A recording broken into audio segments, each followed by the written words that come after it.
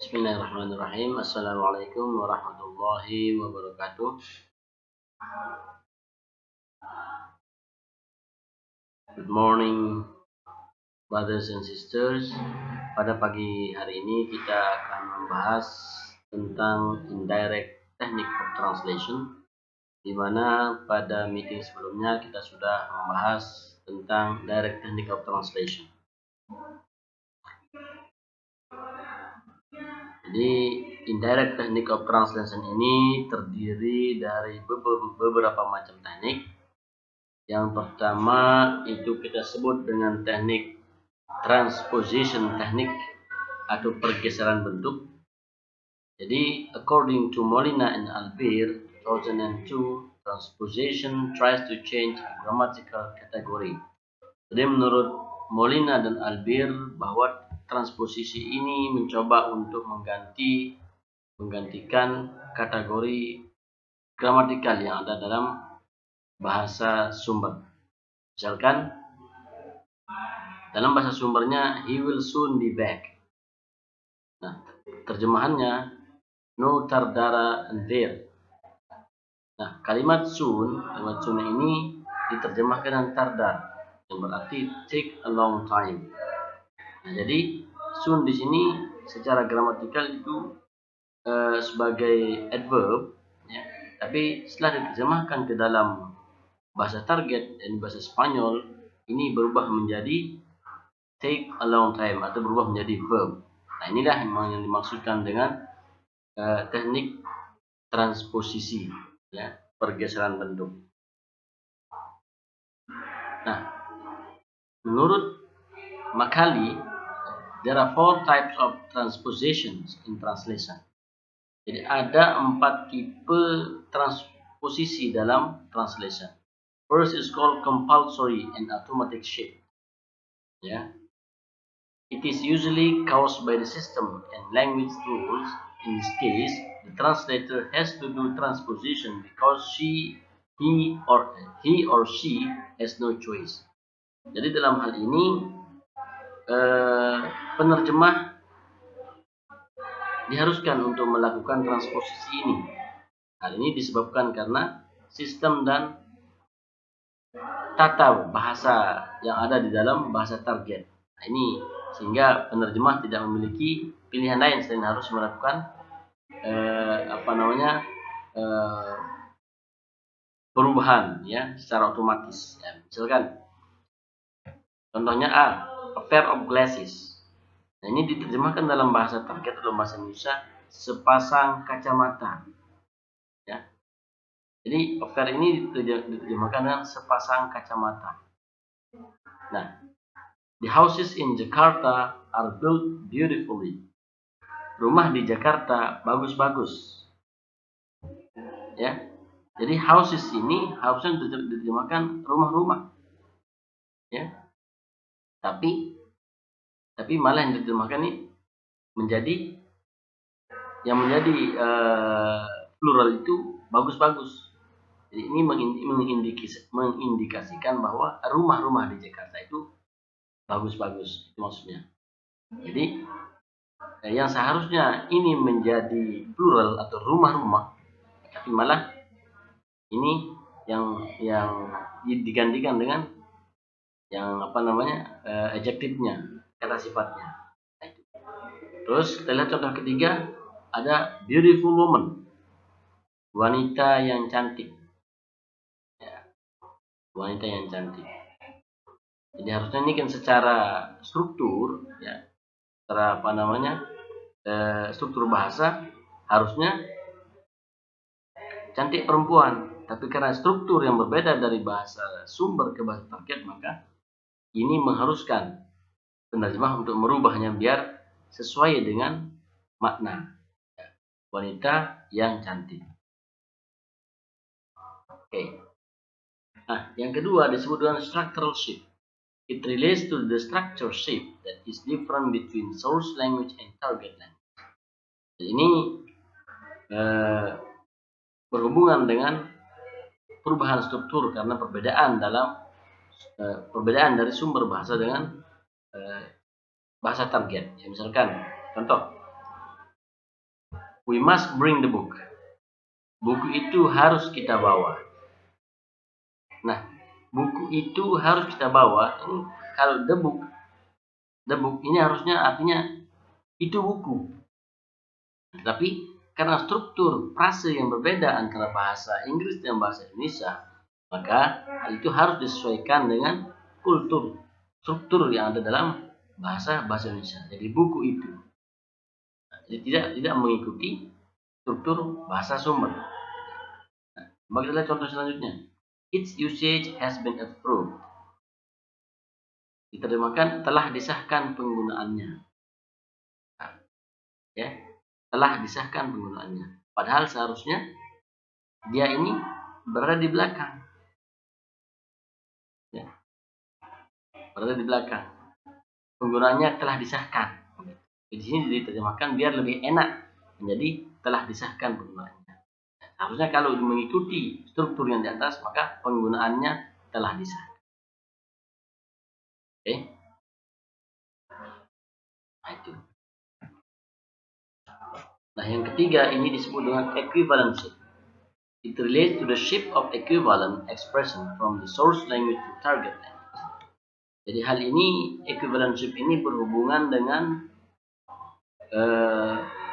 perubahan ekspresi pada source language to target.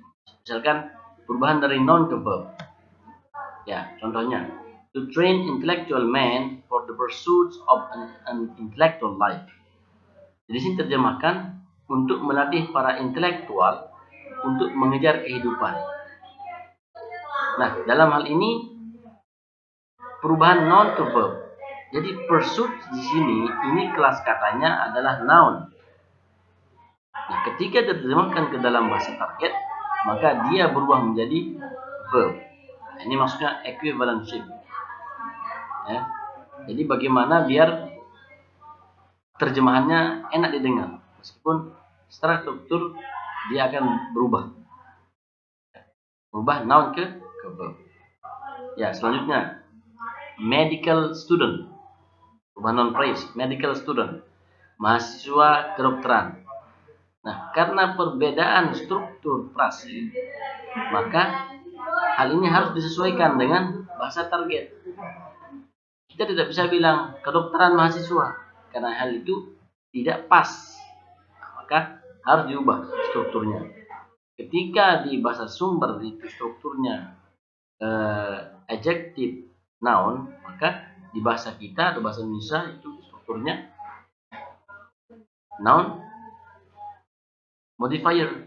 Ya. Jadi mahasiswa kedokteran. Nah, yang ketiga, C itu ada full translated participle. Nah, ini bagian daripada equivalency. Itu contohnya, the approval signed by the doctor is valid. Diterjemahkan menjadi persetujuan yang ditandatangani oleh dokter itu sahih. Nah, ini maksudnya, jadi seluruh ungkapan participle ini diterjemahkan dengan full ke dalam bahasa target yang ditandatangani oleh dokter itu sahih. Itu maksudnya. The full translated participle. Nah, ada lagi perubahan non plus clause yang phrase. Misalkan lending bank. Nah, di sini diterjemahkan menjadi bank yang memberikan pinjaman. Jadi bukan lagi bank pinjaman, tapi di sini diterjemahkan dengan menggunakan klausa. yakni bank yang memberikan pinjaman.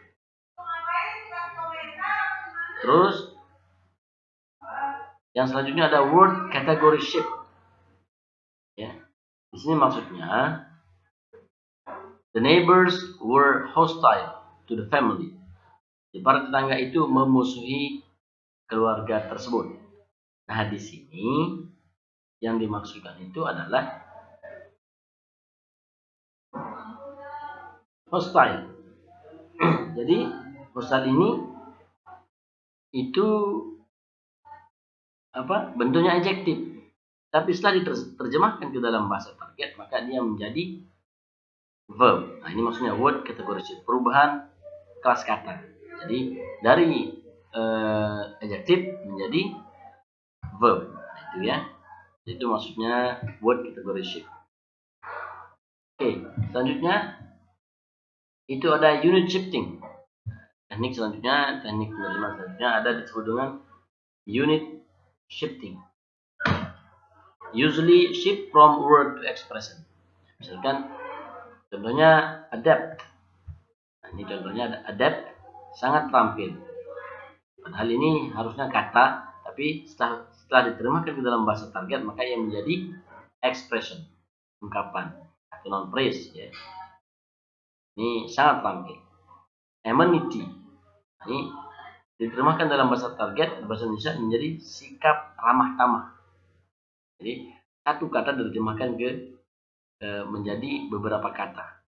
Deliberate, tenang dan berhati-hati. Ini satu kata diterjemahkan ke dalam sekian kata. Nah, itu maksudnya unit shifting. Nah, teknik selanjutnya ada yang disebut dengan teknik modulasi. This technique involves the changing of point of view, focus, and cognitive category in the source language.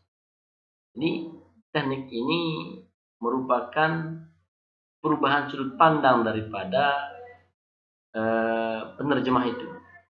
Sudut pandangnya, fokusnya, atau kategori kognitif yang ada dalam bahasa sumber, baik secara leksikal maupun secara struktural. Ya, misalkan contohnya dari bahasa Arab. Ya, dari bahasa Arab ini dibaca satu soyiru aba. Setelah diterjemahkan dalam bahasa Inggris, maka dia menjadi you are going to have a child. Ya, you are going to have a child. Padahal jika diartikan secara bahasa sumber, maka ini artinya kamu akan menjadi bapak. Nah, tapi setelah diterjemahkan, ini artinya you are going to have a child. Kamu akan memiliki anak. Ya, itu maksudnya perubahan point of view, fokusnya. Padahal sama-sama menjadi bapak.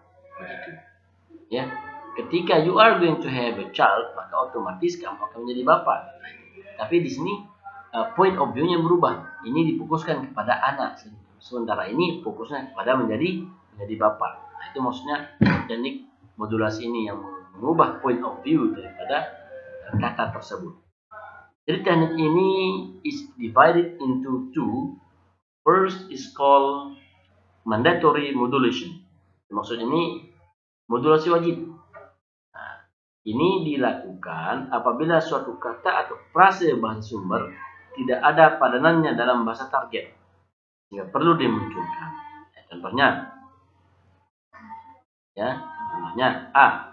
Ini aktif in SL to be passive in TL. Jadi ungkapan aktif dalam bahasa sumber menjadi pasif dalam bahasa target. Contoh, the problem is hard to solve. Nah, di sini menjadi masalah itu sukar dipecahkan. Hard to solve. Ini padahal dia berbentuk aktif, tapi setelah diterjemahkan menjadi pasif. Ya. Terus ada lagi special expression in source language becomes general word in target language.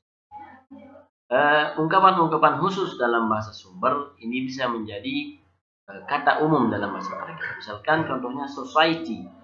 Ini diterjemahkan menjadi masyarakat dalam bahasa Indonesia, dan ini bersifat umum, hubungan sosial antara satu dengan yang lainnya. Ya. Oke. Tipe yang kedua itu disebut dengan free modulation atau modulasi bebas. Ya. It is done due to non-linguistic reason. For instance, the translator needs to clarify the meaning or to find out the appropriate equivalent between the source language and the target language. Jadi modulasi bebas ini merupakan teknik penerjemahan yang dilakukan karena alasan non-linguistik. Misalnya, untuk memperjelas makna daripada kata yang di bahasa sumber. Contohnya kita punya di sini environmental degradation. Jadi diterjemahkan menjadi penurunan mutu lingkungan. Jadi environmental ini diterjemahkan menjadi mutu lingkungan, padahal secara kata ini cukup hanya lingkungan, tapi untuk memperjelas maknanya maka diterjemahkan mutu lingkungan. Terus contoh kedua, we all suffer from the consequences of environmental degradation. Nah, di sini diterjemahkan menjadi kita semua menderita karena adanya penurunan mutu lingkungan. Sama kasusnya, jadi untuk memperjelas makna. Terus ada lagi conflicts are bound to occur.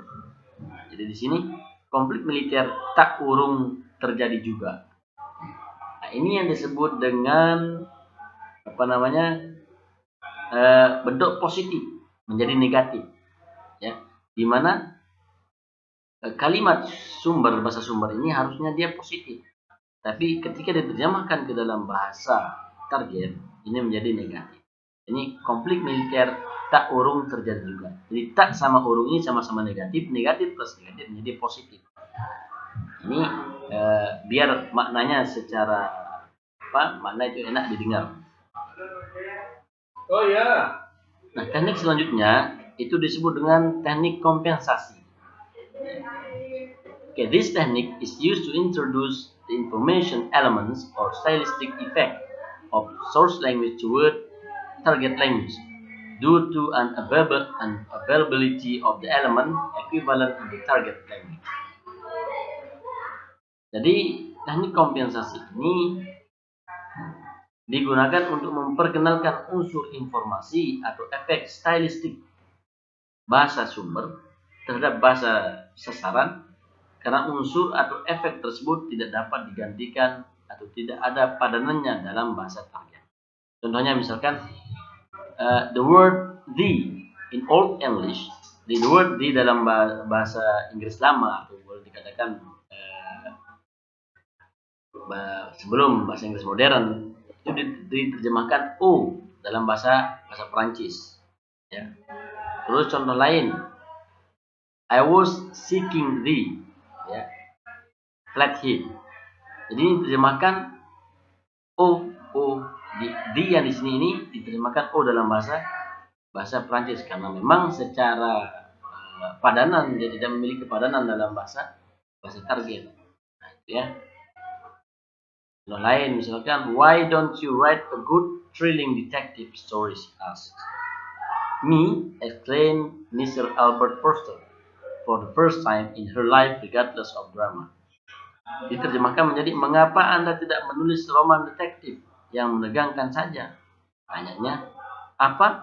Teriak Nyonya Albert Forster untuk pertama kali dalam hidupnya lupa pada tata bahasa. Jadi me di sini diterjemahkan menjadi apa? Ya, apa? Ini sebenarnya karena apa? Padanan dalam bahasa Indonesia itu kalau kita artikan aku atau saya, maka ini kelihatannya sangat janggal. Sehingga dia diterjemahkan sesuai dengan konteks yang ada. Ini namanya teknik kompensasi. Ada lagi teknik adaptation. Teknik adaptation.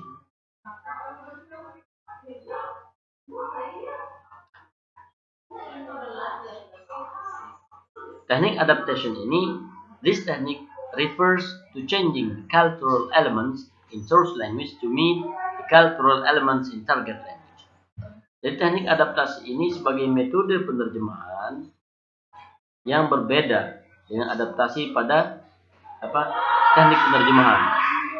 Jadi adaptasi sebagai metode mengarah kepada penerjemahan yang menghasilkan seluruh teks menjadi sebuah saluran, sedangkan adaptasi pada teknik ini lebih cenderung kepada upaya mengganti sebuah unsur kultur dalam bahasa sumber dengan sebuah unsur kultur yang sesuai pada bahasa bahasa saran. Ya, misalkan contohnya dear sir ini diartikan menjadi yang terhormat. Padahal kalau secara arti kata itu dear itu ya dear sir ini sir itu menjadi tuan ya, dear itu bisa kita katakan sayang ini secara kata, tapi ketika diterjemahkan ke dalam sebuah ekspresi maka dia akan diadaptasi menjadi yang terhormat. Nah, ini ada lagi yang lain, contohnya sincerely yours, ini maksudnya hormat saya. Ini merupakan teknik adaptasi dari bahasa sumber, kultur bahasa sumber dalam bahasa target. Ada teknik selanjutnya disebutkan teknik deskripsi. This technique is to replace a term or expression with description of its form or and its function. Jadi teknik deskripsi ini adalah teknik penerjemahan dengan cara mengganti sebuah istilah atau ungkapan dengan sebuah ekspresi bentuk atau fungsinya.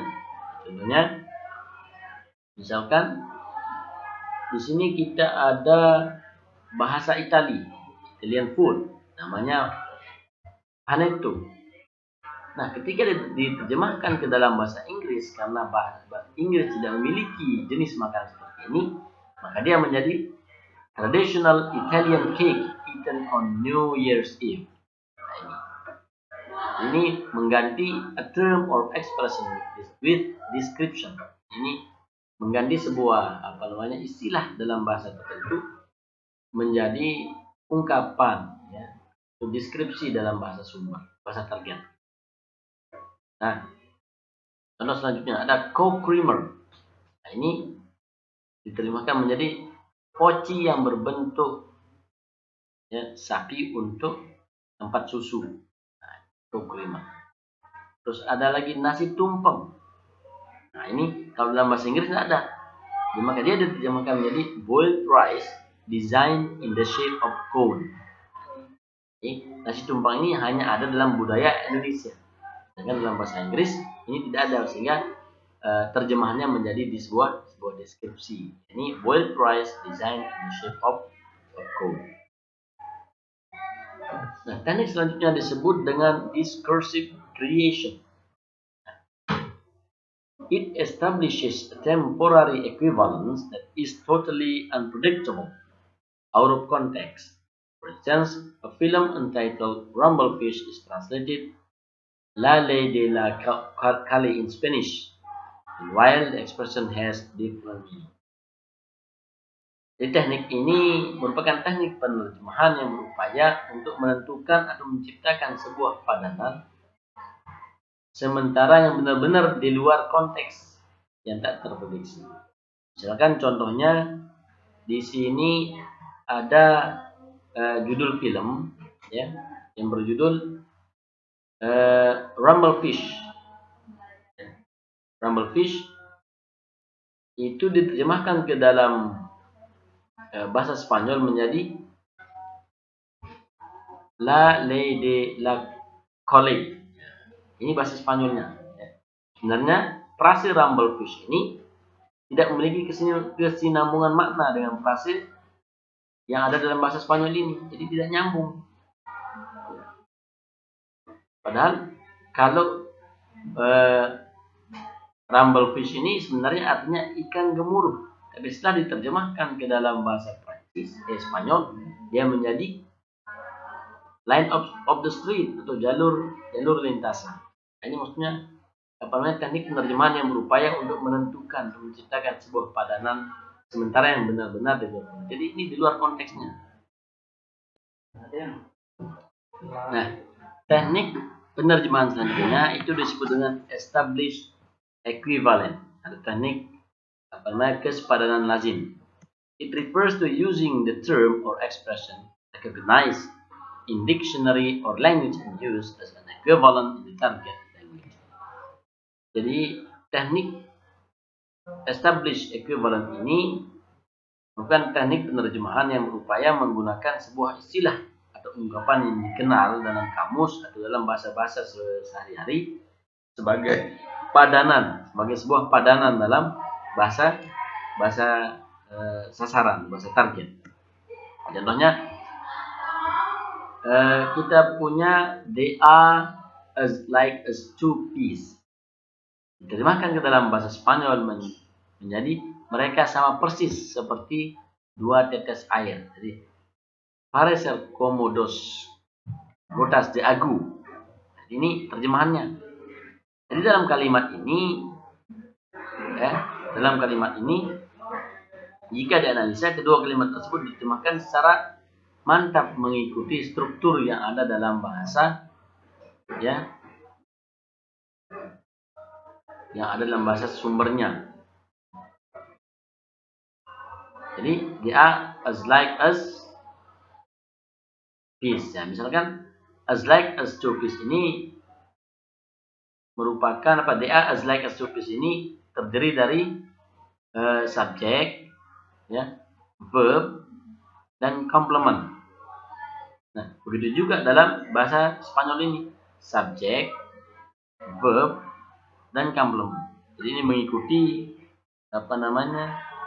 struktur dalam bahasa sumber. Ada lagi teknik penerjemahan yang disebut dengan generalisasi, teknik generalisasi, generalization. It uses more general or natural term. In other words, generalization is word substitution, which has narrow meaning to word with general meaning. Jadi teknik generalisasi ini teknik penerjemahan yang menggunakan istilah lebih umum atau netral. Contohnya misalkan kita punya di sini she was letting her temper go by inches. Diterjemahkan menjadi sedikit demi sedikit kehilangan kesabarannya. Dia sedikit demi sedikit kehilangan kesabarannya. Di go by inches ini diterjemahkan dengan sedikit demi sedikit. Ya. Pada frase go by inches ini tidak diterjemahkan dengan inci demi inci, tapi diterjemahkan dengan sedikit demi sedikit. Ya, artinya itu dari menggunakan istilah yang lebih umum. Menggunakan istilah yang lebih umum atau yang biasa dipakai dalam bahasa sehari-hari. Contoh kedua misalkan when shot, she was apparently taking a walk. Diterjemahkan dalam bahasa Indonesia, tampaknya dia terbunuh pada saat jalan-jalan. Nah, kalau diterjemahkan secara huruf perkata, maka ini shot ini menjadi tertembak. Tapi di sini diterjemahkan menjadi terbunuh karena ini lebih umum daripada kata tertembak.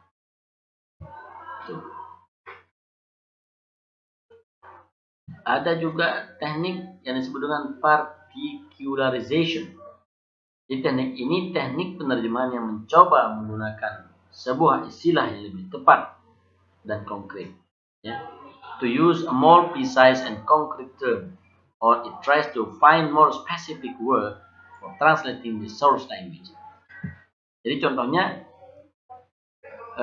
ketika kita menerjemahkan window, yang artinya jendela dalam bahasa Indonesia, window dalam bahasa Inggris, ini diterjemahkan menjadi quick dalam bahasa Prancis, atau artinya jendela toko. Nah, ini maksudnya mengganti bahasa yang umum ke dalam bahasa yang lebih spesifik. Ini dari jendela menjadi jendela toko. Ini teknik yang disebut dengan particularization. Ada lagi teknik yang selanjutnya disebut dengan teknik reduction. Reduction relates to omitting an information item in the source language. Jadi ini teknik reduksi ini pengurangan, sebuah teknik penerjemahan yang mengurangi sebuah item informasi dalam bahasa sasaran. Ya, misalkan contohnya the month of fasting. The month of fasting diterjemahkan is translated Ramadan by omitting it, because Ramadan has the same meaning to month of fasting. Jadi month of fasting ini langsung diterjemahkan secara langsung ini menjadi Ramadan. Kenapa? Karena ini sama-sama berarti bulan puasa.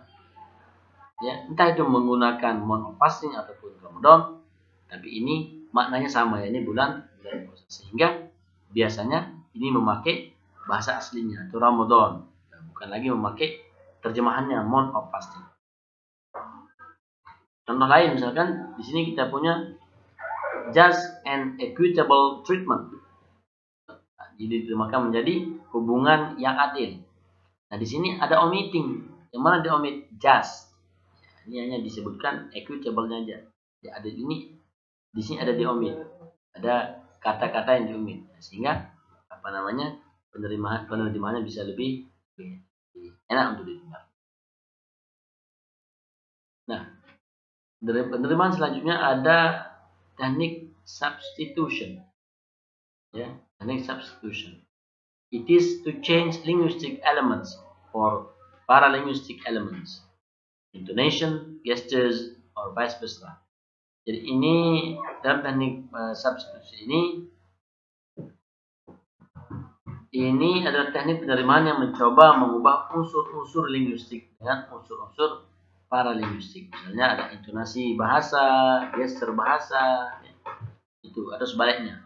Contohnya dalam konteks gesture orang Arab, di mana putting hand on chest may be translated thank you in other culture. Di orang Arab itu kalau misalkan menaruh tangannya di dada, itu ketika diterjemahkan ke dalam bahasa tertentu, itu bisa menjadi thank you. Artinya thank you. Itu maksudnya teknik substitution. Oke. Jadi itulah tadi beberapa teknik penerjemahan yang mudah-mudahan bisa kita kuasai semua dan bisa kita tuangkan ke dalam pembelajaran, dan mudah-mudahan teman-teman bisa menguasai materi-materi ini. Dan kalau ada pertanyaan silahkan langsung kontak via WA. Ya, Assalamualaikum warahmatullahi wabarakatuh.